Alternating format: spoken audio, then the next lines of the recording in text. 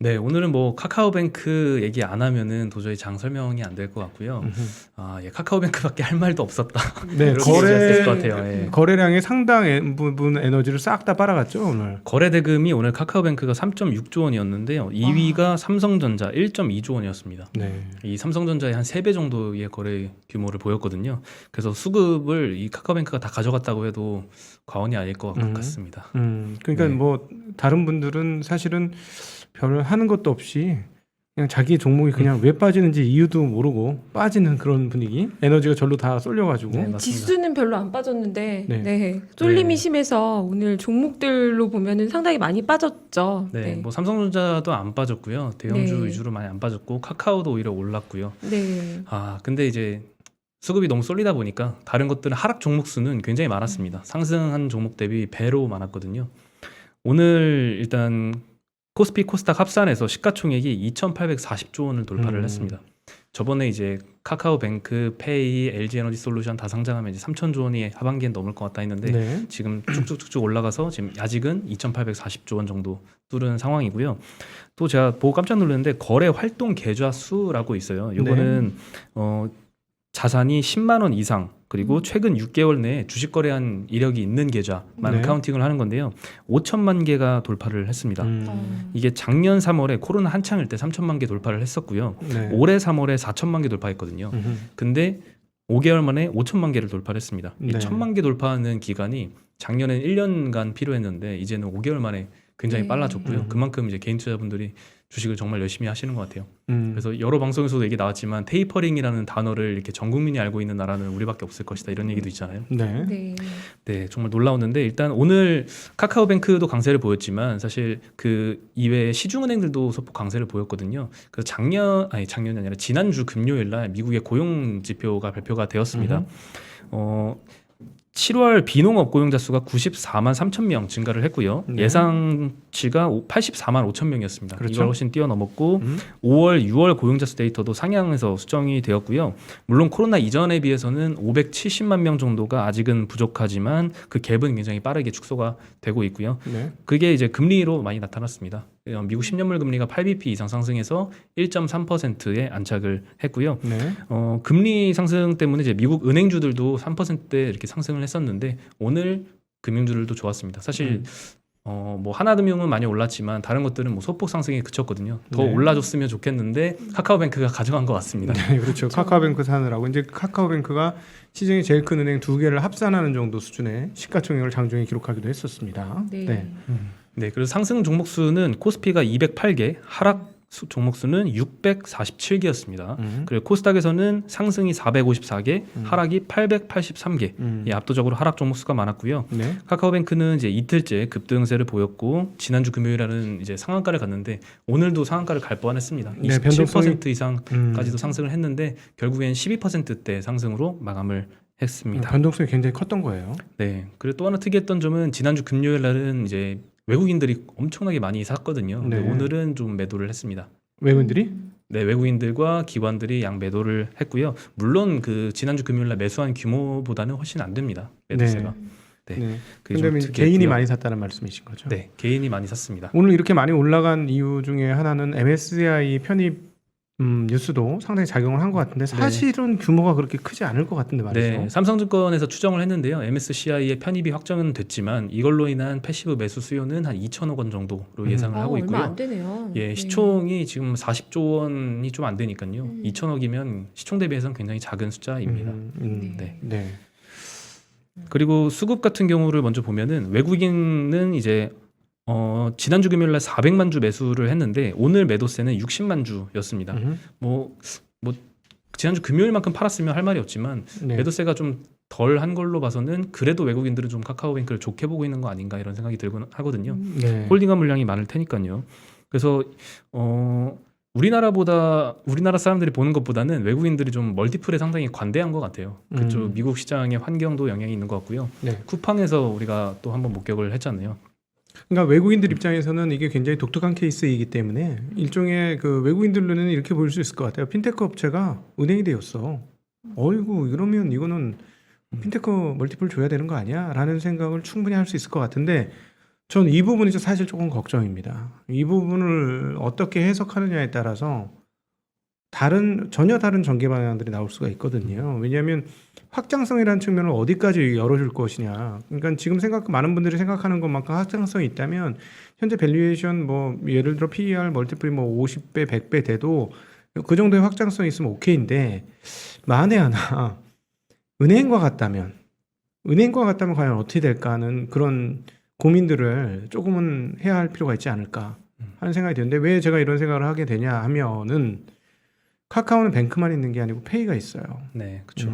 페이가 근데 페이의 확장성은 저는 개인적으로 인정을 합니다. 지금 최근에 그 혹시 카카오 택시 앱을 열어보시면은 카카오 택시 잡는 게 첫 화면에 있지만 두 번째 화면에서는 뭐 아주 다양한 것들이 있어요. 그러니까 주차비부터 뭐 퀵 배송 뭐 별게 다 있고 세 번째는 여행 뭐 이런 것까지 있어요. 네, 대리운전도 있고, 그렇죠. 세차도 있고요. 세차도 있죠. 네. 네, 심지어 그러니까 굉장히 다양한 것들을 지금 포괄하고 있는데 제가 보기에는 그게 뱅크하고의 연관성이 있느냐, 페이하고의 연관성이 있느냐를 생각해 보면 뱅크 연관성보다는 페이 연관성이 훨씬 더 높을 것 같다는 측면 그렇게 보여지거든요. 네.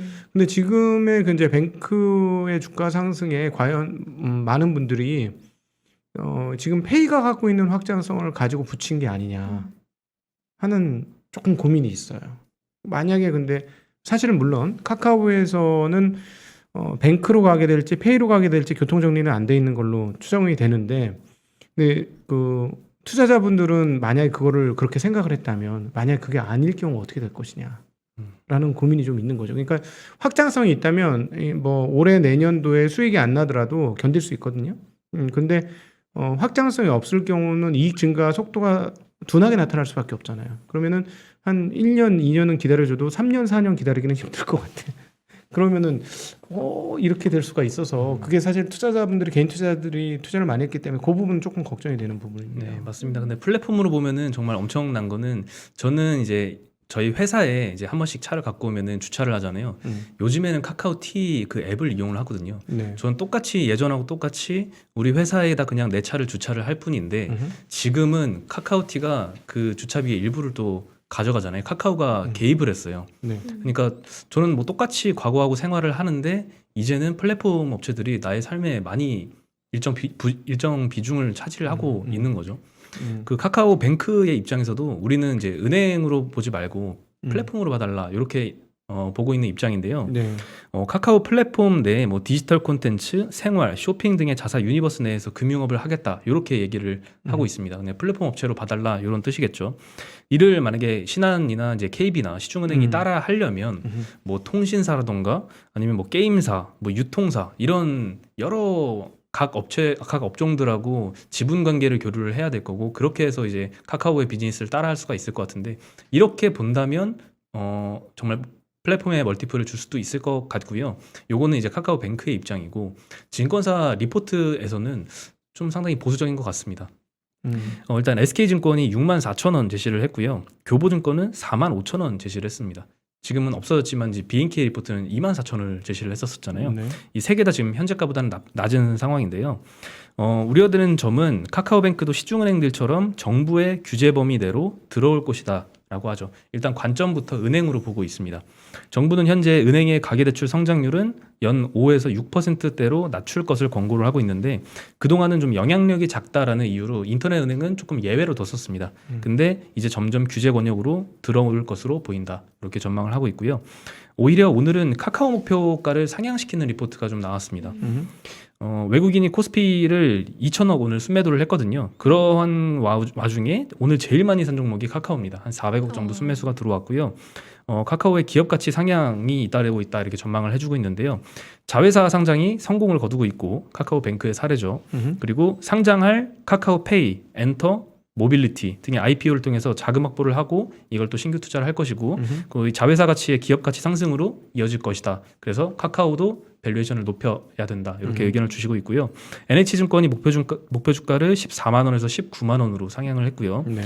KB랑 SK증권은 17만 원으로 상향을 했습니다. 네. 그렇죠. 지금 카카오 안에 내부되어 있는 잉태에 대한 씨앗들이 굉장히 꽤 많기 때문에 지금 정말 독특한 경우를 우리는 지금 보고 있는데 사실 보통 이렇게 거대한 그 새끼가 나와가지고 자회사를 딱 차리면 사실은 한 몸뚱이에 쑥 빠져나간 거기 때문에 줄어들어야 되는데 우리가 모르고 있는 지금 상장을 준비하는 다양한 회사들이 있고 또 확산되는 경향성들을 가지고 있으니까 그게 이제 향후에 또 성장해서 상장하고 또 성장해서 상장하고 이런 것들 때문에 보통은 빠져야 되는 자리인데 안 빠지고 잘 버티고 그렇게 이제 상향하는 리포트가 나올 수도 있다.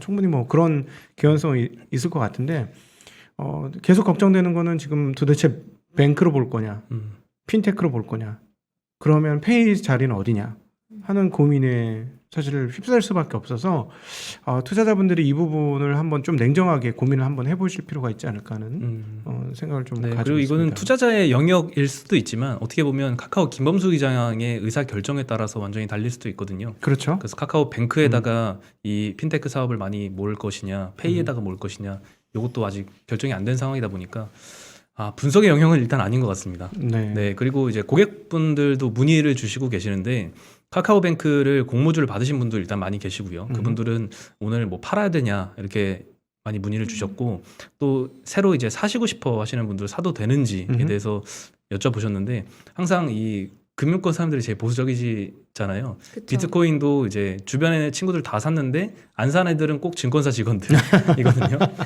네, 이 밸류에이션의 틀에 갇혀가지고 이 고밸류 알러지가 있는 정도 수준인데 뭐 저도 그렇게 크게 다르진 않습니다. 그래서 뭐 저도 이제 좀 보수적인 의견을 드리긴 했거든요. 근데 이제 카카오 플랫폼과의 협업을 통해서 이제 은행이 창출할 수익으로 현재의 밸류에이션을 설명할 수 있을까? 이런 의구심은 듭니다. 그러니까 그 카카오가 일단 가이던스를 제시한 그 수준이 있을 거 아닙니까? 올해는 뭐 작년에는 1,000억 벌었고 재작년에는 100억 벌었는데 100억 벌고 1,000억 벌었으니까 내년에 1조 벌어? 이렇게 되면 저는 괜찮아요. 이 주가 뭐 무난하게 받아들일 수 있을 것 같습니다. 근데 한 어느 정도 벌 거라고 지금 일단 예상하고 2019년도에 순이익이 한 100억 정도 나왔고요. 2020년도에는 10배 성장했습니다. 네. 1,000억 정도. 그리고 올해 예상 컨센서스는 2,000억이고요. 그리고 내년도 컨센서스는 3,000억입니다. 내후년도 2023년도 컨센서스는 5,000억입니다. 그러면 네. 2023년도 기준 5,000억 기준으로 밸류에이션을 해보면 PER이 얼마일까요? 네, 한 엄청 70배가 넘거든요. 네, 그렇죠. 네, 네. 그렇죠. 카카오뱅크가 70배, 2023년 기준으로 70배면 카카오 밸류에이션은 얼마일까요? 2023년도 기준으로. 카카오가 52배입니다. 카카오보다도 지금 PER 기준으로는 고평가되어 있는 상황이라서 증권사 직원 입장에서는 알러지가 안 생길 수가 없는 상황이죠. 그렇죠. 이게 네. 이제 카카오페이 아까 말씀하셨고 페이가 또 카카오페이 증권을 가지고 있어서 네. 다른 금융 지주들이 은행업을 가지고 또 증권을 금융 지주가 가지고 있는 그 은행업이 그 밑에 이제 증권업도 가지고 있고 보험업도 가지고 네. 있고 이런 것과 비교하면 네. 카카오뱅크에 대한 금융업으로서의 리스크 앞으로 이제 뭐 시너지를 내는 데 있어서 어떻게 될지 비즈니스에 충돌할 가능성은 없는지 이런 부분들이 우려되는 건 사실이에요. 네. 그리고 밸류에이션이 피어를 금융업에서 비교하면 사실 터무니없다 이렇게 이제 얘기하는 게 나올 수 있죠. 근데 저는 여기서 굉장히 중요한 게 이제 저도 약간 이미 꼰대 애널리스트가 됐잖아요. 업계에서. 근데 제 기억에 불과 10년 전에 현대차 그룹의 시가총액이 합산으로 100조 원이라고 해서 엄청나다. 이게 아마 차화정 시대에 그랬을 거예요. 차화정 시대에 현대차 그룹이 100조 원이다 이러면서 엄청나다 했었는데 네. 지금 카카오가 시가총액 100조 원을 넘어섰잖아요. 이거는 저는 굉장히 기념비적인 일이라고 생각해요. 10년 만에 세상이 이렇게 뒤집어졌구나. 실제로 뒤집어졌죠. 뒤집어졌죠. 네, 네, 네. 그러면 은행업이 지금 어떻게 보면은 소프트웨어가 세상을 잡아먹는다고 했는데 은행업 잡아먹은 거고, 네. 그러니까 뭐 그게 이제 주가가 더 가느냐 마느냐보다는 뭐 금융업에 대해서 앞으로 파급력이 또 있겠죠. 뭐 주가는 사실 고평가 논란이 당분간 있을 거라고 보여지고요. 그보다도 어쩌면 투자자 입장에서는 다른 업종에 또 소프트웨어가 잡아먹을 게 또 뭐가 있나. 그렇게 또 연구해보는 것도 의미가 있지 않나 이런 생각도 들고 또 오늘 뭐 네이버가 카페24 얘기도 또 있었잖아요. 지분에 대해서 뭐 그 공시도 있었죠. 네, 일단 카페24의 최대 주주로 등극한다 이런 단독 보도가 나왔었고요. 네. 그 기사 내용에 따르면 한 2천억 원 정도를 투자를 해서 유상증자를 받아서 20% 지분을 확보한다라는 내용이었고요. 이거에 대해서 오후 6시까지 조회 공시 요구를 했었는데 답변은 뭐 아직 확정된 게 없다 이렇게 형식적인 답변만 나온 상황입니다. 네, 그래서 뭐 제가 뭐 카페24가 좋다 나쁘다 주식을 사자 이런 얘기가 아니라 앞으로 또 이 소프트웨어 회사 플랫폼 회사들이 또 어떤 산업을 또 도장 깨기를 할지 분명히 뭐 네. 저는 개인적으로 그 카카오뱅크의 미래에 대해서는 굉장히 긍정을 합니다. 근데 이제 걱정이 되는 건 이제 투자자들 입장에서 지금 원하는 밸류에이션이 현실화되는 데까지 시간이 한 3, 4, 5년 정도 걸렸을 때 그 과정에서 과연 어떻게 견딜 수 있을 것이냐, 이 부분이 문제인 거죠. 저는 그런 측면이 있는 것 같아요. 지금 그 소위 말하는 그 유저 인터페이스라고 일컫는 사용자 환경이 기존의 은행의 그 하이어라키가 카카오의 하이어라키를 이길 수 없을 거라고 저는 생각을 합니다. 저도 이제 금융권에서 근무하고 있는 사람인데, 네. 왜냐하면 기본적으로 근본적으로 다른 건 뭐냐면 그 은행권들은 그 IT를 부서로 생각합니다. 그렇죠. 네, IT를 부서로 생각해서 돈을 얼마를 넣을 건데, 이거 비용으로 생각해요. 이거는 근본적인 차이인 거죠. 이 카카오는 출발점 자체가 테크 기반으로 출발해서 이 테크에다 다른 걸 어떻게 씌울 것인가를 생각했어요. 그렇기 때문에 기본적으로 모바일 환경에 최적화되고 편하고 직관성 있게 프로그램을 만들어서 사용자들이 한번 들어가면 편해지게 만들어 주었죠. 근데 이거는 굉장히 중요한 거죠. 왜냐하면 인간에 대한 근본적인 이해가 있어야 되는데 뇌는 편한 걸 너무너무 좋아하거든요. 그러면 편하면 비용이 조금 더 들더라도 감수하는 게 인간의 뇌의 활동입니다. 그렇게 보면 그런 측면에서 상당히 크게 앞서 있고, 기존의 은행들은 IT를 예를 들자면 이렇게 한번 생각해 보세요. 은행에서 IT 본부장이 은행장이 될 수 있을 거라고 생각하십니까? 저는 그거 불가할 것 같아요. 현재 시스템에서. 될까요? 뭐 대출 부서라든가 무슨 뭐 법인 부서라든가 뭐 이런 쪽에서 그 소비자 금융, 소매 금융 하던 분이 행장 될 것 같아요. 그건 가능할 것 같은데, IT 부서 부서장이 행장? 지주사 회장? 불가할 것 같거든요. 근데 그걸 따져보면 카카오는 IT 부서장이 행장인 거예요. 어떻게 보면. 그래서 이 부분은 엄청난 격차라서 모르겠습니다. 한국 사람들이 워낙 빠르고 다이너믹하기 때문에 제가 하는 이 얘기를 듣고 은행에서 야, 그렇다. 우리도 이제 IT 부서장을 행장으로 만드는 시대로 빨리 가야 된다. 이렇게까지 뭐 2, 3년 안에만 그 하이어라키 구조를 뒤집어 엎으면 저는 카카오뱅크한테 그렇게 순순히 다 시장을 안 뺏길 수 있을 것 같아요. 그러나 지금처럼 IT 부서를 비용으로 생각하고 이런 식으로 간다면 뭐 시간이 지나면 분명히 카카오뱅크의 지분이라든가 시장 점유율 환경은 훨씬 더 커질 것인데, 그럼에도 불구하고 제가 이렇게 얘기함에도 불구하고 제 입장에서는 이중적인 거예요.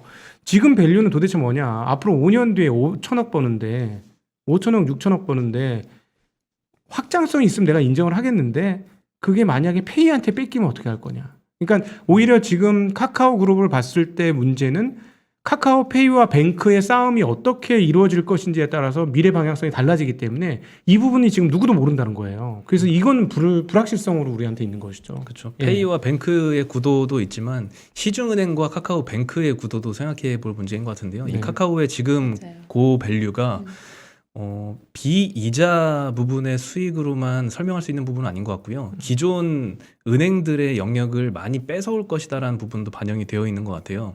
그래서 지금 전세자금 대출 금리 비교표를 하나 보여드리겠습니다. 이거는 이제 시중 은행들과 카카오뱅크의 금리 표인데요. 굉장히 낮죠. 일단 제일 높은 건 기업은행이고, 이건 3%, 카카오뱅크는 2.1%입니다. 물론 요 한 가지 숫자만으로 이제 전체를 대변할 수는 없겠지만 시중 은행보다는 이 1% 차이가 굉장히 크잖아요. 요즘 전세값도 많이 올라서 이 금리 1% 차이가 엄청난 이자 비용 차이잖아요. 엄청난 30% 차이 아닙니까? 예, 굉장히 큰 차이죠. 네, 그래서 요런 데서 사실 이게 지금 넘어간다면, 만약에 기업은행 고객들이 갈아타기를 한다, 카카오뱅크로, 이런 쪽으로 조금만 다 이동을 해도 은행의 많은 점유율을 좀 뺏어올 수도 있을 것 같습니다. 지금은 여러 가지 구조상 그게 좀 어렵고, 그리고 또 절차가 좀 굉장히 번거롭게 되어 있는데, 이게 이제 점점 이제 완화가 되면은 그렇게 되지 않을까 싶고요. 이런 것도 시장에 반영이 되어 있는 것 같습니다. 아니, 일단 가입하기 쉽잖아요. 가입하기가 너무나 쉽고, 저 사실 카카오뱅크 그 상장하는 기념으로 대출 써봤어요. 카카오뱅크에서 대출을 일으켜봤거든요. 100만 원 대출을 일으켜 봤는데 진짜 15분 걸리더라고요. 네. 저는 이거 어려운 줄 알고 그동안에 안 해봤는데 그래 상장도 했는데 내가 직접 써봐야 알겠지. 그래서 한번 해봤어요.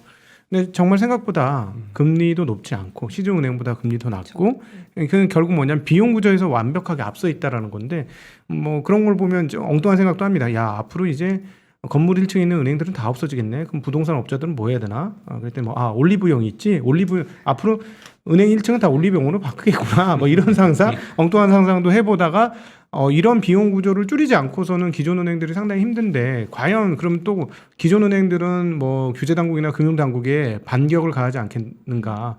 왜 저쪽만 저렇게 특혜를 줘요? 우리도 할 수 있게 해주세요. 이런 식으로 하면 어떤 반격을 할 건가도 사실 앞으로 2, 3년간의 그 은행 대전에서 재밌게 볼 대목인데 제가 그래도 그럼에도 불구하고 근본적 차이는 뭐냐면 은행이 ICT 부서를 행장으로 만들 수 있는지 여부. 이거 쉽지 않을 거다. 그래서 만만치 않다. 라고 저는 싸움은 그렇게 봐요. 그래서 좋게 봐요. 미래는. 밸류만 불만인 거지. 네. 지금. 네. 네. 불만이 굉장히 많으신 것 같은데. 네, 일단 카카오뱅크는 여기까지 하고요. 네. 내일 또 대여가 상장을 하죠. 크래프톤이 기다리고 있습니다. 네, 크래프톤은 근데 상대적으로 제가 현장에서 느끼는 건데 카카오뱅크보다는 좀 문의가 훨씬 덜한 편인 것 같아요. 경쟁률에서도 보셨겠지만 공모가는 한 50만 원 근처입니다. 굉장히 좀 비싸 보이고요. 이 절대 금액도 비싸고 시총도 조금 비싸 보이긴 합니다. 시총 기준으로는 24조 원이 넘고요. NC소프트가 기존의 게임주 대장이었는데 여기가 18조 원입니다. 한 6조 원 이상 차이가 나고요. 고평가 논란의 일반 청약 경쟁률이 한 7.7대 1밖에 안 나왔고요. 카카오뱅크는 180대 1이었습니다. 그래서 이거보다는 훨씬 낮아서 아마 카카오뱅크 같은 그런 뭐 상한가를 기록하고 이런 건 어렵지 않을까 이런 예상이 되고요. 의무 보유 확약 비율이 수요 예측 당시에는 22%라고 제가 지난주에도 말씀을 드렸는데 이게 최종 증권 발행 실적 보고서 기준으로는 올라왔습니다. 45% 나왔고요. 그래도 카카오뱅크는 60%였습니다. 네. 예, 45%만 이제 상장 당일에 안 팔겠다. 예, 의무 보유 확약을 걸어놓은 상태이고요. 증권사에서는 이제 두 증권사가 목표가를 제시를 해주고 있는데요. 메리츠가 72만 원, KTB가 58만 원입니다. 둘 다 공모가 대비는 조금 높은 편이긴 합니다. 메리츠 김동희 연구원은 이제 배틀그라운드는 글로벌에서 가장 성공한 IP고 뉴 스테이트, 더 칼리스토 프로토콜 등의 새로운 IP 성과도 기대된다. 이렇게 언급을 해줬고요. KTB의 김진구 연구원은 신작 성과와 IP 확장성, 공모 자금을 통한 투자 확대 등 우호 여건을 최대한 반영을 해서 목표가 58만 원을 제시한다. 다만 크래프톤이 강조하는 IP 기반 콘텐츠 사업 가치는 더 지켜봐야 한다라고 평가를 했고요. 특히나 이 IP 확장을 위해서 배경 스토리를 포함한 이 시네마틱 트레일러 영상을 공개를 했었는데 이거 조회수가 좀 안 나왔다고 해요. 어허. 네, 그래서 이 부분에서 좀 목표가를 낮춘 게 아닌가 싶습니다. 네. 네, 그리고 요거는 조금 전에 속보였었는데 삼성의 이재용 부회장이 가석방이 확정이 됐다라고 소식이 네. 들렸습니다. 네, 지금까지 이제 경영 공백 때문에 투자가 많이 지연이 됐었는데요. TSMC가 이제 발표했던 건 3년간 1,000억 달러 투자하겠다. 그리고 인텔은 글로벌 4위 글로벌 파운드리를 인수를 발표를 했었죠. 네. 근데 이제 삼성전자는 미국의 지금 파운드리 공장 부지 관련한 투자가 170억 달러 정도인데 이것도 아직 결정이 안 된 상황이거든요. 결정이 금방 나올 것 같았는데 몇 개월째 계속 끌고 있는 상황입니다. 그래서 이번 계기로 아마 이러한 투자 결정들이 조금 더 수월하게 진행되지 않을까 이런 기대감이 아마 내일 시장에 반영이 될 것으로 보이고요. 네. 그리고 장내 시장보다 그 장외 시장이 굉장히 핫하잖아요. 그쵸. 그 결과가 오늘 카카오뱅크로 증명이 됐고 크래프톤은 또 내일 대여가 상장을 하고요. 네. 그래서 이 시장에 대해서 제가 한번 살펴봤는데요.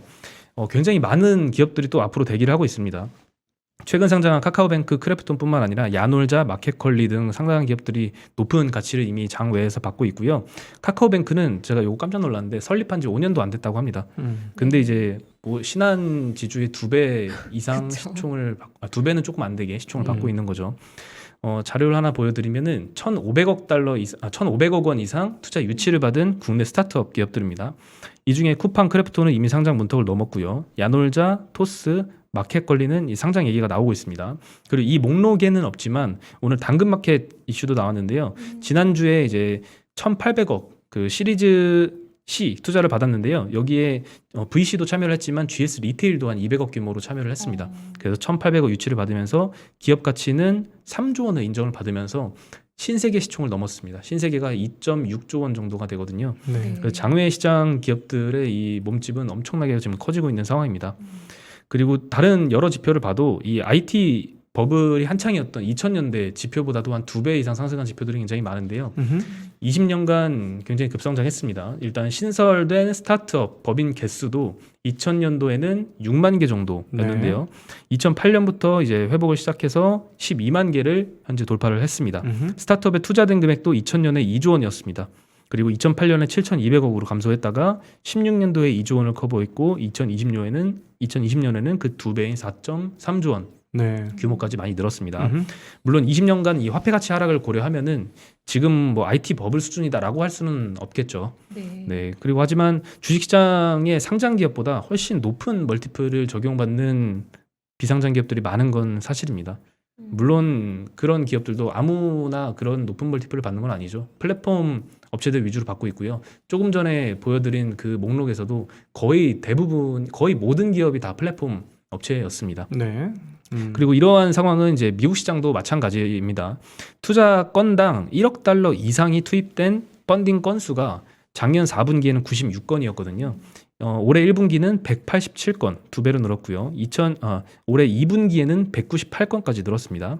그리고 2016년부터 19년까지 평균적으로 1억 달러 이상 펀딩 건수가 매달 평균 35건이었거든요. 올해 들어서는 매달 126건으로 한 4배 가까이 증가를 했습니다. 올해 들어서 이렇게 핫해진 이유는 미국에서는 좀 기존의 전통적인 원래 상장 기업에만 투자를 했던 대형 펀드들이 이 비상장 투자를 굉장히 많이 늘리고 있다라고 합니다. 월스트리트 저널에 따르면 올해 스타트업 투자 건수의 42%가 비전통 벤처 투자자로부터 집행이 됐고 규모로는 4분의 3 수준인 1천억 달러 정도를 비전통 벤처 투자자가 투자를 했다라고 합니다. 네. 자료를 하나 보여드리면 비전통 벤처 투자자의 스타트업 투자 규모입니다. 굉장히 빠르게 늘고 있는데요.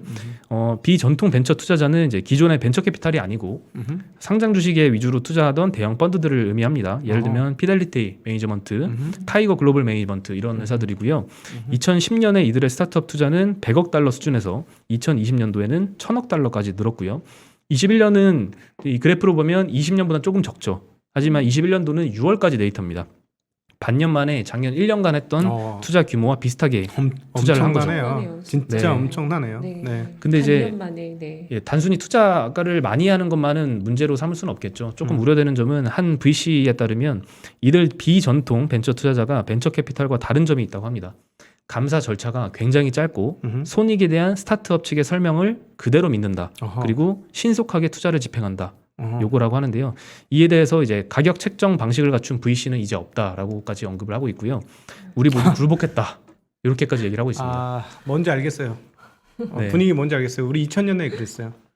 요즘 그러잖아요. 요즘 뭐 네. 예를 들자면 우리 이렇게 나가서 우리 연합 인포맥스 주식회사 하겠습니다. 뭐 돈이 막 금방 모일 걸요. 네. 그러니까 그 무슨 상황이냐면 중국에서도 그런데 오늘 재미난 그 기사를 하나 읽었었는데 중국에서 투자자들을 받을 때 기업이 설문을 실행했다는 거예요. 5가지 질문을 주고 거기에다 답을 해라. 이건 가불이 바뀐 거예요. 보통은 저희 투자 좀 해주세요. 이렇게 가는 그렇죠. 거거든요. 네. 저희 잘할 수 있어요. 투자 좀 해주세요. 이건데 투자하시려고요? 자 여기 설문 좀 한번 써보세요. 줄 서야 되는 상황이죠. 내가 보고 괜찮으면 받을게 돈. 이런 상황인 거예요. 그러니까 이게 미국만의 문제도 아니고 중국만의 문제도 아니고 전 세계적으로 지금 네. 난리가 난 거죠. 퍼져 있죠. 네, 원래 기존의 VC들의 영역이었는데 이걸 기존의 대형 펀드들까지 이제 영역이 넘어오고 있고 기존에는 이제 VC의 심사역들이 뭐 열심히 분석해가지고 투자를 할지 말지 심사숙고했는데 네. 이제는 그렇게 심사숙고하고 있으면 대형 펀드들 그냥 바로 돈 투자해서 우리는 투자 기회가 없어지는 거죠. 네. 그래서 VC들까지 덩달아서 빨리빨리 검토하고 빨리빨리 투자 결정을 할 수밖에 없는 상황이고 지금까지는 시장이 좋고 이런 플랫폼 업체들의 기업 가치가 장 내에서도 굉장히 높게 평가를 받기 때문에 아무런 문제가 없었는데 나중에 혹시 센티가 꺾이면 이건 좀 우려할 만한 점이겠죠. 그렇죠. 그러니까 마치 냄새만 나면 그냥 음식값 지불해. 뭐 이런 정도 분위기인 거죠 지금. 네, 우리나라에서도 이 발행회사 입장에서의 문제는요. 원래 우리는 100억 정도 필요해서 100억 정도 유치하려고 했는데 수요가 너무 많이 몰리는 거예요. 그래서 생각지도 못하게 200억 이상 유치하고 막 이런 경우가 많거든요. 네. 실제로 한 S사라고 칭할게요. 여기는 200억 규모 펀딩 계획했었는데 320억 규모로 시리즈 C를 유치를 했고요. B사는 500억 규모 계획했었는데 800억 규모로 투자를 받았습니다. 실제로 500억이라는 숫자를 그 회사 측에서도 우리가 이만큼 필요하다라고 계산할 때도 굉장히 심사숙고해서 결정을 했는데 갑자기 300억이 더 추가가 되는 거잖아요. 아니 그거 보통 돈 유치할 사람들이 아주 짜게 했겠습니까? 좀 많이 받고 싶었겠지. 그쵸. 거기에 근데 거기에 배로 모이는 거잖아요 지금. 그리고 한 VC 대표에 따르면 좋은 커리어를 가진 창업자와 개발자만 있어도 초기 스타트업의 기업 가치가 20억부터 시작을 하고요. VC들이 투자 기회를 뺏기지 않기 위해 심사역이 투자 심의를 거치지도 않고 10억 원까지는 전결로 바로 투자한다.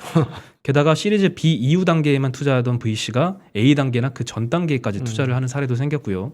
증권사나 사모펀드가 VC로 업종 변경을 한 후에 투자하는 경우도 실제로 늘고 있다라고 합니다. 네. 이게 워낙에 증시도 좋았잖아요. 네. 뭐 주식만 좋은 게 아니라 부동산도 좋았고 네. 뭐 암호화폐, 뭐 비트코인도 좋았고 이게 두루두루 다 좋았기 때문에 예상보다 큰 수익을 얻은 사람들이 주변에 늘어나면 늘어날수록 그렇죠. 이게 조금 더 위험 자산에 분산해 놓겠다라는 돈들이 그렇죠. 굉장히 많아진 느낌이긴 해요. 그리고 이미 지금 IPO에 성공한 자금도 얼마나 많아요. 네, 올해만 그렇죠. 해도 뭐 IPO 지금 최대 공모 시장이었잖아요. 그렇죠. 그렇게 해서 예상보다 또 크게 엑싯을 하면 음흠. 또 투자를 할 수 있고 하다 보니까 그렇죠. 네, 이 그리고 실제 흐름이 업계에 있다 엄청나네요. 보면은 그런 얘기 많이 들으셨을 거예요. VC로 이직을 하는 직원들 그렇죠. 케이스 지금 굉장히 많죠. 저희 여의도 뉴스 여러 번 나왔죠. 여의도 애널리스트 구하기 힘들다. 실제로 이제 네. VC들에서 지급하는 인센티브가 막 억 단위로 심지어 수십억까지도 지급을 한다고 하잖아요. 정말 대단한 것 같습니다. 감독님 잘해주셔야겠어요. PB님 지금 당장 앞에 누가 모시러 오시겠어요. 네. 굽신굽신. 근데 이게 이제 이렇게도 봐야 될 것 같아요. 이제 돈이 너무 넘쳐서 투자 그리고 이미 투자 성공을 했기 때문에 이제 막 어떻게 보면 투자가 물 쓰듯이 이루어지는 것도 있는데 구조적인 환경 변화도 굉장히 큰 것 같습니다. 뭐냐면 지금 이렇게 투자하는 돈이 예를 들자면 그냥 옛날과 같은 그 오프라인 사업을 하는 쪽에는 그렇게 돈이 많이 들어갈까 싶거든요. 지금 무슨 말이냐면 온라인이나 이런 쪽으로 훨씬 더 돈이 쉽게 많이 모일 것 같은데 이제 세상이 오프라인 세상에서 온라인 세상으로 넘어가는 걸 투자자들이 더 빨리 냄새를 맡고 더 빠르게 움직이기 시작했다는 거죠. 그러니까 아마 지금 한 2000년대 이후생들은 저희보다 월등히 쉽게 그 온라인된 모바일이나 온라인된 환경에 적응하기 쉬울 거예요. 뭐 저희 집만 해도 저 핸드폰 모르는 거 많고 뭐였는데 얘네들은 어디서 어떻게 배웠는지 너무너무 잘 쓰는 거예요. 컴퓨터나 이런 것들을. 저하고 우리 안피비님만 해도 차이가 꽤 크지 않습니까? 그렇죠. 그러니까 그런 상황이니까 이제 뭐라 그러냐면 그야말로 진짜 메타버스 시대가 오는 거죠. 전 메타버스 투자를 얘기하는 게 아니고요. 메타버스 투자는 전혀 다른 얘기입니다. 디바이스가 준비가 안 됐기 때문에 저는 약간 부정적이고요. 그러니까 소위 말하는 가상현실이 현실이 되는 정말 매트릭스의 세상, 영화 그 20년 전에 나왔던 영화 매트릭스와 같은 세상이 이제 본격화되기 시작하고 거기에 자금들이 막 몰리고 있는 거다라고도 한 축에서는 또 볼 수 있을 것 같아요. 네. 오늘 준비한 소식은 여기까지입니다. 네. 네, 여기 댓글에 나만 거지야 뭐 이런 것도 다셨는데요. 너무 또 그렇게 생각하지 마시고요. 네. 또 이게 이런 일들이 일어나는 게 사실 뭐 기회가 지금이 끝이 아니고 또 새로운 산업들이 계속 생길 거예요. 네, 계속 관심 있게 보시다 보면 또 그리고 이게 남들도 다 워워하고 간다고 또 휩쓸려 다니다 보면 또 어느 그럼요. 순간 또 위험도 오고 하니까요. 그럼요. 네. 지금 버핏 할아버지는 역대 가장 많은 현금을 들고 있습니다. 네, 인생이 네. 길기 때문에 음. 네, 기회를 잡으시면 됩니다. 네. 네. 오늘 말씀 감사합니다. 근데 네. 오늘 주요 증시 일정은 안 하시나요? 네, 그건 시간이 안 돼서 내일 하겠습니다. 네, 알겠습니다. 오늘도 안지원 PB팀장님 일부 감사합니다. 네, 감사합니다. 네, 고맙습니다.